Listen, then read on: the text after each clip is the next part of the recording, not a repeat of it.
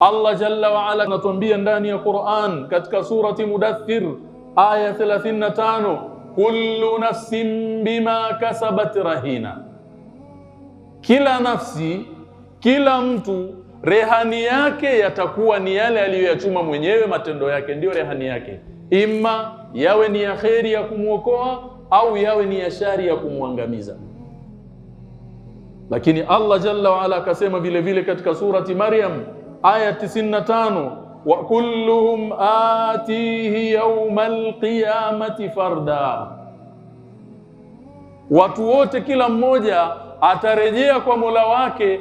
peke yake tu, ataulizwa yeye na mambo yake peke yake, kama tunavyokuja duniani hapa mmoja mmoja, kila mmoja kwa wakati wake, na tunaondoka kwa staili hiyo hiyo mmoja mmoja, na kila mmoja atasimamishwa mbele ya Mola wake, ataulizwa juu ya nafsi yake. Kwa hiyo hii nafsi inataka malezi, inataka ishughulikiwe, iangaikiwe. Falhisabu hisabun fardiyun man ihtada fa innama yahtadi li nafsihi,